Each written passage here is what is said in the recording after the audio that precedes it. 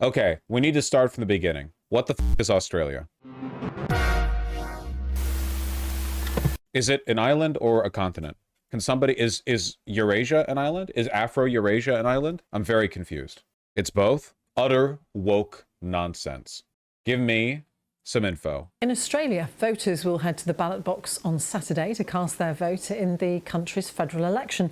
Among the critical issues for voters is the high cost of living. Both Prime Minister Anthony Albanese and the opposition leader Peter Dutton have been making big spending promises. My colleague Steve Lai is in Sydney and told us earlier what the mood is like.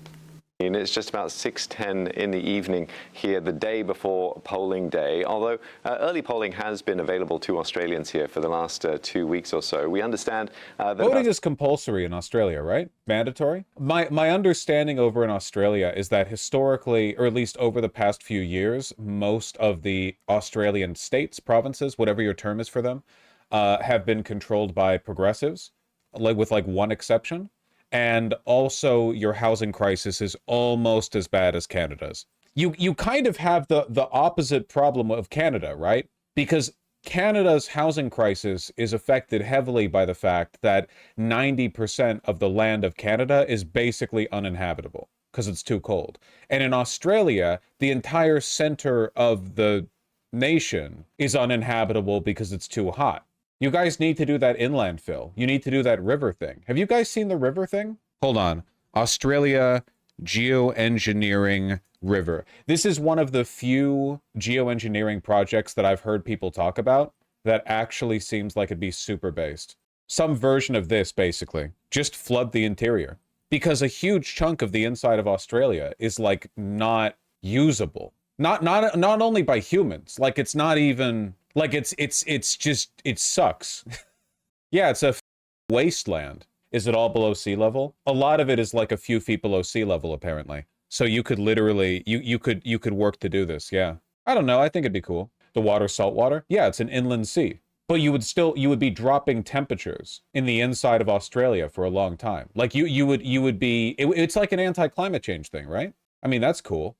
Yeah, their wildfires are awful. It would drop the temperature of the entire country. It would bring over the coastal climate, exactly, because all of the population of Australia is on the coasts. Can we do this to Florida? Florida's already wet on the inside, buddy. Make it wetter. Australia has plenty of land to build houses. Oh, no. I know it's still austerity and shitty zoning and housing prices and stuff. I know it's still capitalism. I'm not saying it's not capitalism. I'm just saying I also want them to build the big C. Yeah, I guess what I'm saying is that I have not lived to see a real geoengineering project. I wasn't around for the Suez Canal. I wasn't around for the Panama Canal. I want to see one happen in my lifetime. That's it, basically. 6 million people have already cast their votes. That's out of 18 million eligible voters. So quite a sizable proportion. Libya Gaddafi did this, and then Hillary Clinton had him killed for trying to create a united African currency and also for proving that you can build new seas if you want to. The government can't stop you, except when we did.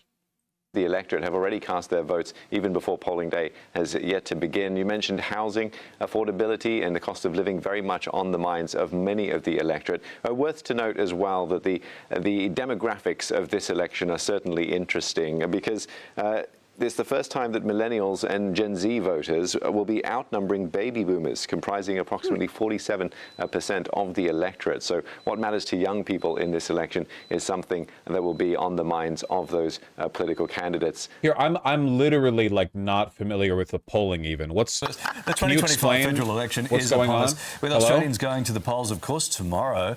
Throughout the 37-day campaign, there have been selfies. 37-day campaign. Man, it must be nice not living in America. It must be nice living anywhere but America. Jesus. Okay, here we go. Here's the polling. Okay, I'm not joking. I know nothing about Australia's government. I assume is it parliamentary? Wait, federal election. Is it parliamental? Yeah, parliament. Okay, great.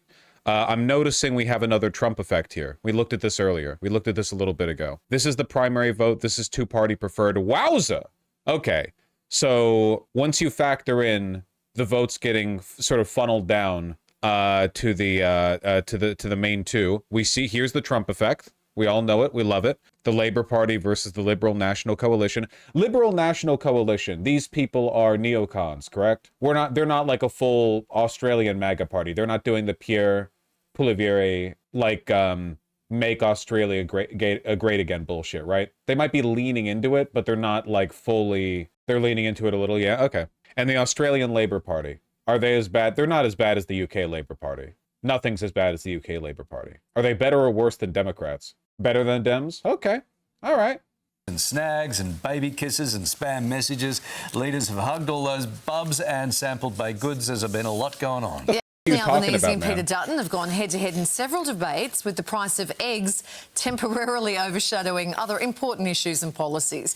So, with nearly 5 million early votes already cast, what are the polls predicting? For more, Seven's National News Desk Director Hugh Whitfield joins us now for an election preview. Hello, Hugh. New poll out this morning. 51.5% Labor, 48.5% for the Coalition. Likely hung Parliament. What are we thinking? For Coalition, who's in coalition with the Liberal Nationals? Who coalesces with them? The Liberals and the... Okay, Liberal National is two parties, and they just coalesce. Okay, understood, gotcha. Okay, all right, I need to, like, catch up. I'm, like, way behind. Okay, Peter Dutton is the current head of the opposition and the leader of the Liberal Party of Australia. He also looks a little bit like Northern Lion if Northern Lion had become a 30-year-old in the 2000s rather than the 2020s. Understood. Okay, he's also very unpopular. He's far right, he sucks so much. Okay, gotcha.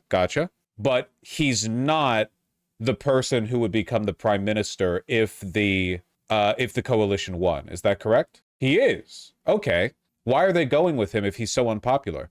Apparently his satisfaction rating, according to this YouGov poll from Australia, is minus 24%. They're running with him as the prime ministerial candidate at minus 24%. What did he do? I don't know. I'm learning with you. Peter Dutton hits record low satisfaction rating at minus 24%. I'm just saying, that's pretty impressive. God damn. Labour leads in the two-party preferred vote.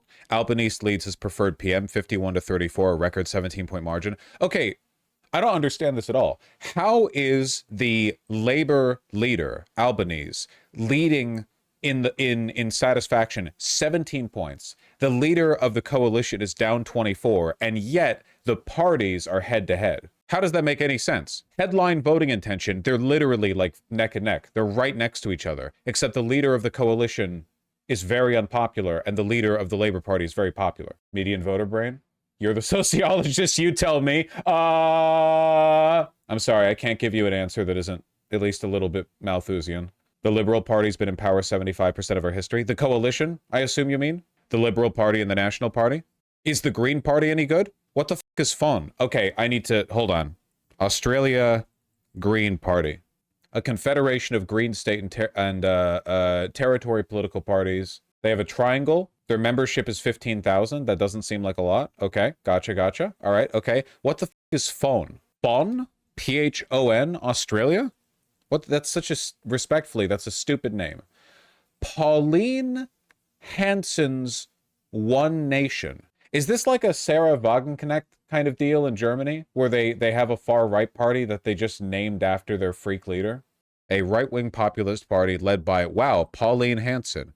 She named the party after herself. Not the same vibe as BSW. Well, BSW pretends to be leftist. She was on The Celebrity Apprentice. That tracks. Check ideology. Hansonism. Okay. Her ideology has been described as ultranationalism, right-wing populism, populism in opposition to immigration, nationalist, national conservative, socially conservative, conservative protectionist, right-wing, extreme right, and far right. Okay, gotcha. So, yeah, Hitler, okay. Let me guess, she's been surging in popularity lately? She seems to have one seat everywhere. Okay.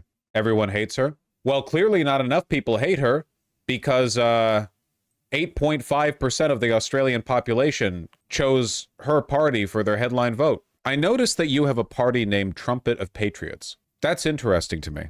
That sounds like a 40K faction name. They're a political party that is contesting the 2025 federal election. I noticed that they have an AI banner. Their banner image is AI. Okay, fascinating. Trumpet of Patriots. Literally described as Trumpist. Well, yeah, look at their logo. It's cheap, fake gold. It's like perfect. What are their ideologies? Crypto grifting, I'm guessing, and being fascists, but like in a very grifty kind of way, not so much like in a principled racist kind of way.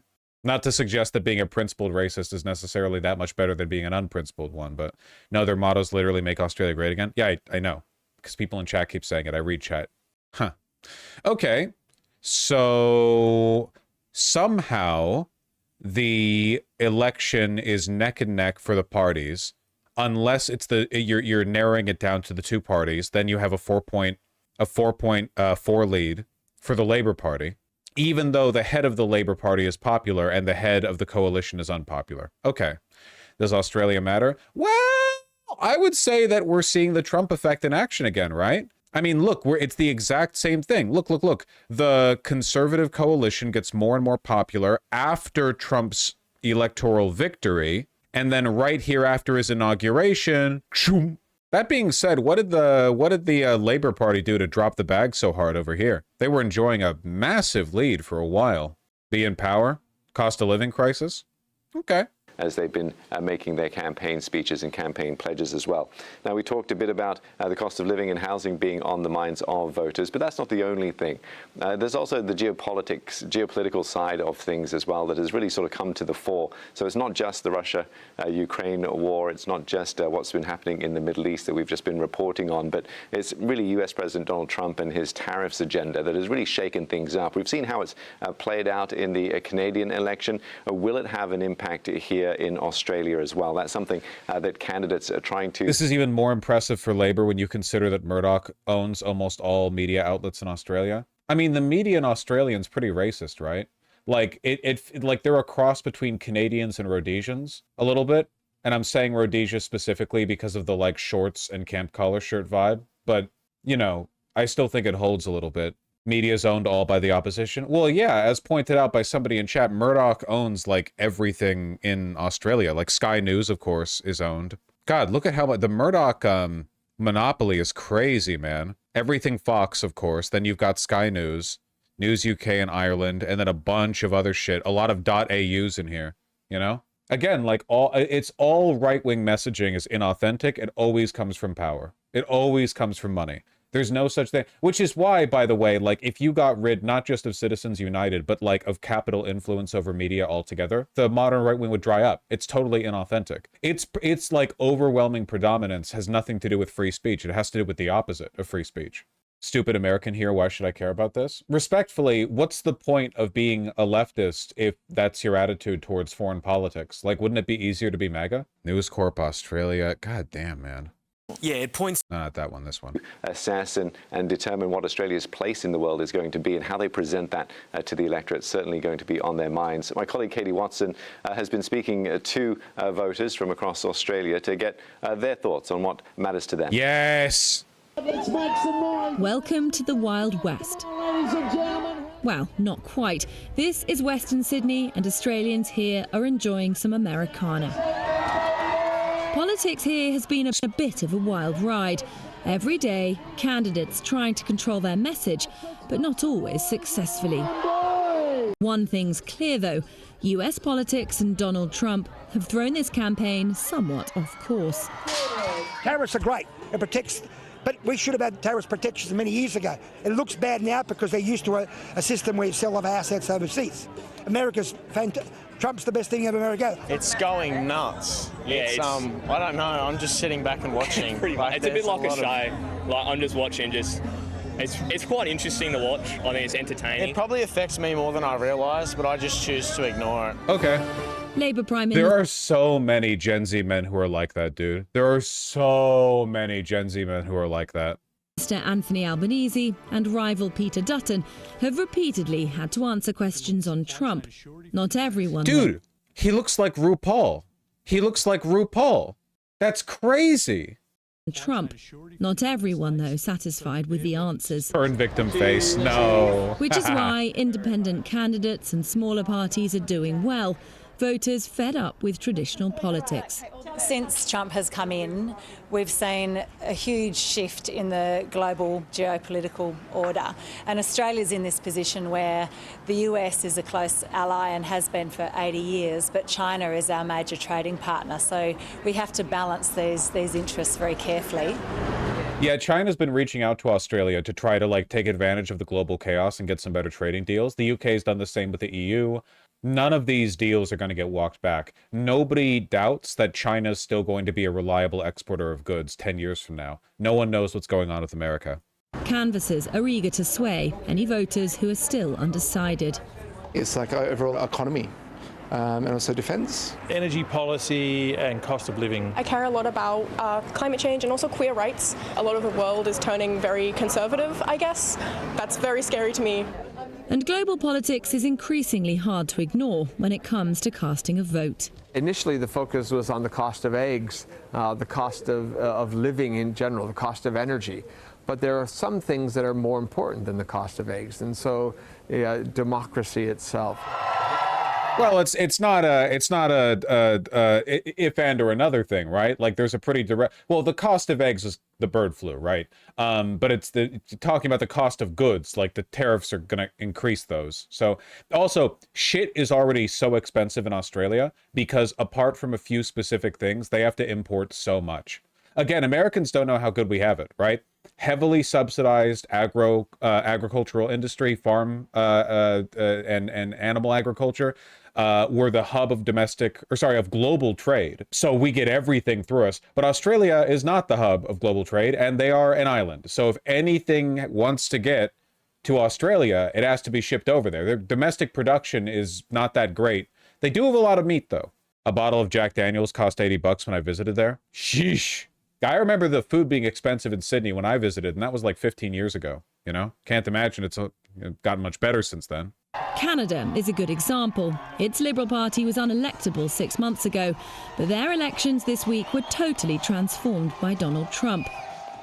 People here haven't been affected as much by Trump's policies, but what we saw earlier this week in Canada, this leaning towards incumbents, the familiar in an uncertain world, well, polls predict that scenario will play out here too. Australia prides itself on mateship. Staying on side with its friends matters. There may not be much of a team spirit among allies right now, but voters here will be keen to see how their next leader rides out this unpredictability. God damn. It really is fascinating to see how events unfolding all the way across on the other side of the world can have an impact here on domestic issues here in Australia. And we can discuss this a bit further with Conrad Benjamin. He's creator, editor, and presenter of the... Riding a bull or a bucking horse is one of those things where every guy thinks... It's like fighting a gorilla, where every guy thinks, like, I could probably... I'm not saying I could do it forever. I'm just saying, like, I think people are overstating the case. I think I could go a little while. And then you see it in person, or I guess you see a gorilla at the zoo, and you're like, never mind. I understand now that my perspective on this was informed by ignorance, and I don't believe it anymore. I no longer think I could last 3 seconds riding a bucking bull or horse. Punters Politics podcast. That's a good tongue twister. Conrad, thanks so much for joining me today to talk about this. You've been speaking about the elections in the run-up to this quite extensively. Tell us what some of your listeners and voters that you've been speaking to about their main concerns leading into this election. I do think 100 men could beat a gorilla. I think the main concerns are the fact that society in general in Australia, things are getting more expensive. Housing is now impossible to get into if you're millennial and Gen Z. You're now 10 years away from saving to get your deposit, even if you started 10 years ago. So a lot of my audience and the things I talk about is how the system is fundamentally broken, and we're sick of politicians who seem to be passing laws that keep this broken system going, that benefits their vested interests and their corporate interests, and is just beating down the everyday Aussie punter. Zed is such a stupid word. Is it really stupider than having the same E noise for like a third of your letters? A, B, C, D, E, F, G, H, I, J, K, L, M, N, O, P, Q, R, S, T, U, V, W, X, Y, and Z. I don't know. It gets a little tiring. If you want to toss an ed in there at the end, I understand. I understand it. It makes more sense to me. Give me little factoids, man. I'm learning so much today. Australians will officially head to the polls for a rotten, stinking extinction. Huh? They are Delulu with no Salulu. This moment at yesterday's Labor launch between the Prime Minister and one of his most prominent ministers. Okay, Adam, we've got to talk about the big toothbrush. The toothbrush in the room. And already... Okay, I need you can't just show me a clip show. I need context on this, man. What the hell? I need context. I'm trying to strike an infotainment balance here, and that was leaning way the hell too far away from info. With just one day to go until the bulk of voters head to voting booths, both leaders are I'm going overstimulated full throttle to try and win as much. Do you think Australians can get overstimulated, or do you think that, like, biologically? Because have you ever met them or, like, seen them? Because they're supposed to be British, but they're not British. As possible. Live to Today Federal Politics reporter Liz Daniels. Liz, where are the leaders spruiking their message today? Well, Jane, election eve and Brisbane is the starting line for the Prime Minister. Peter Dutton is in Adelaide. Last night he went to a pub campaign rally combining supporters from a seat who wants to win in Boothby and one he's at risk of losing, Christopher Pyne's old electorate of Sturt. Both leaders, though, are waking up to this. Freshwater's last poll done for our colleagues at the Financial Review. Labor, with a 1-point primary vote bump in the last 2 weeks, now sitting on 33. The Coalition's has fallen 2 points to 37%, but it's still a stronger result than other surveys we've seen this week for the Liberals. After preferences, that's flowing through to a narrow... You assume way too many Commonwealth people actually like the English. I'm not saying they like the English. I'm saying that they are the English. If you go back a few hundred years, so are we, right? Well, actually, not really, because America has been shaped massively by immigration. I don't think Australia has, right? Because the big waves of immigration to Australia have been from, like, Southeast Asia, right? You've got a lot of Koreans, Japanese, Chinese people over there, Filipinos, stuff like that. Whereas over in America, you know, it's like everyone. Middle East? Greek? No, that's cool. Now we freaked out about Syria? 51.5% to 48.5% Labor lead. On those numbers, we are looking at an Anthony Albanese minority government. Predictions are that Labor would finish with 74 seats, the Coalition with 64, the crossbench with 12. The opposition leader and Deputy Prime Minister Jane to join today live as they make their pitch for your vote. OK, Liz, thank you. Both Anthony Albanese and Peter Dutton are embarking on a mad dash right around the country as they attempt to woo undecided voters. Why is this necessary? Joining us to discuss today's headlines is Independent MP I'm getting overstimulated again. Nationals Senator Matt Canavan here in Brisbane. Good morning to you both. Morning. Di, I'll start with you because I know we have a bit of a delay to you, so let's get that underway. 6 million Aussies have already voted. 1 in 4, though, will make up their minds as they go to the ballot box tomorrow. Insane. Do you reckon you've done enough? Oh, look, you know, I believe Fowler, my electorate, is one of the highest, has got one of the highest pre-poll numbers in the country, I believe. And the polling booth has been smack. Like, we've just every day standing there handing out how to vote. So it's been really busy. And people are telling me in terms of their frustration with the interest rate rises, their bills, their costs of everything. So it is so up that interest rate rises affect the average person so much. Genuinely, in a good world, bullshit like that should only be of interest to, like, financiers and bankers. The fact that everybody, like, the fact that everyone is tied to it now because we're all like, well, now, I mean, nowadays we're using Klarna to, you know, pay in a payment plan for our goddamn DoorDash orders, but, like, you know, it's people want to, like, you know, refinance their homes, their mortgages or whatever. This shit should only be of interest to money men, you know? The average person should not be influenced by interest rate changes. I'm using Klarna to pay for your sub. Well, if you need to use it for the essentials, that I understand. So that's the feedback I'm getting on the ground as I've been handing out and talking to people. It's been a very, you know, full on. We're in the political trenches, as I tell my volunteers. We're in there fighting for every single vote. At the same time, trying to fight against the Labor Party spending $1 million attacking me on everywhere. So, and spreading lies. So it's just been, phew, like everything at me. That's, I know. Yeah. Wait, I'm sorry. This is 9 News Australia. Is this considered like a large Australian news program? That's a very odd thing to say. Yes? Okay. What was the odd thing to say? If you've watched enough news, and I have, it's normally reporters don't talk about themselves at all, and they don't acknowledge attacks against them. Is it just, like, I guess everyone just watches Sky News, right? Oh, is she a politician? Oh, sorry. Okay, my apologies. My understand. I thought she was a on-the-ground reporter. Okay, I didn't realize it was a politician being interviewed. Okay, that makes more sense. Okay, sorry about that. I think this is a candidate. Well, yeah, no, it's just she's standing out rather than like sitting at a desk or something, you know? Independents are usually center-right. Really? I guess we saw the parties. Fowler has been one of those intense seats that Labor is desperate to win back. But, Matt, you guys are staring down another 3 years in opposition. Do you look back at this election campaign and wonder what on earth went wrong? Well, like the players this weekend at Magic Round, I don't look at the scoreboard when you're playing. You've got to just keep going. And it is a real fight because it's a fight for our country. And what I've been hearing at the polling booths I've been at is people are really struggling right now. They've done it very tough over the last 3 years. And what the Labor Party are offering here is another more of the same 3 years. And I don't think that's going to make anything better. So if people want to see their energy bills come down, they want grocery costs to come down, I think the change that we're offering will do that with more gas in our system, a nuclear power station. Holy shit, the median house price in Australia is $900,000. For reference, the median house price in America is $400,000. Like, obviously the cities are going to be really expensive, but you still have lots of rural areas where housing is cheaper. In all of Australia, the median is $900,000. That is insane. Oh, according to Wikipedia, the median is now over $1 million. Jesus Christ. Is it the same shit as Canada? Just refusing to build? Just flat out like zoning limitations, plus anytime developers want to build, they want to build like high-rise luxury condos that will only sell to wealthy people because they want the highest return on their investment, but the wealthy people don't exist, so you have empty high-rises just squatting in the area and no one's building like regular housing. Okay.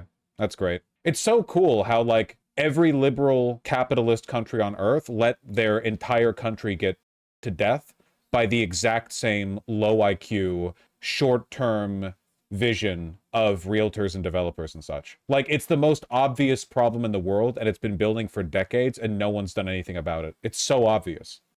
Being built in the long term, we need some change in this country because things aren't going well. Matt, as Di touched on there, it has gotten a bit spicy in this election campaign, particularly these last few days leading into election day. We've seen the homophobic slur in Bennelong, we've seen neo-Nazis out and about, and the exclusive brethren. It's a bit ugly. No one wants to see that. I mean, why are we seeing this emerge, particularly in the final few days? Well, I'll take you up on you mentioned the exclusive. That's about 640,000 USD. Sure, but like the weight of currency, like Australians don't have as much money, right? So 640,000 USD to buy a house in Australia is not the same as buying that in America because the average wealth in Australia is lower, you know?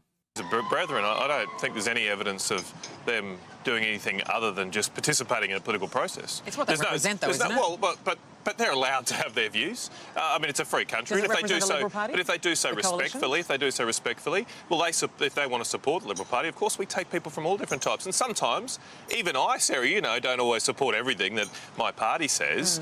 We're a free and open institution. But we have seen some very ugly incidents. And that's very unfortunate. This is what I mean about, like, we need to drop the free speech bullshit because these people hate free speech and we are letting them take it away from us while talking about it nonstop. Nobody evokes the free speech as an argument to defend good ideas. If they have a good idea, they'll just defend the idea. Oh, I think that we should build more low-income housing. You can't say that. Well, free speech says I can. What? No? You just argue the virtue of building low-income housing. The fact that they're having to say this over and over and over again, like, we know what they're doing, okay? I think it's this campaign, particularly from the Labor Party, has been full of the most ridiculous scare tactics. That has created an environment which is not very conducive to peaceful democratic processes. And for all the Prime Minister's talk of being concerned about what's on social media, maybe he should look at his own party's ads that they put on there demonising Peter Dutton and others in the most vile ways. I suppose it's been effective, though. Di, what's interesting as well is, you know, you're both here fronting up to tough questions. We've had the Prime Minister on this show once during this election campaign. Peter Dutton has appeared 4 times. He's on again today for a 5th.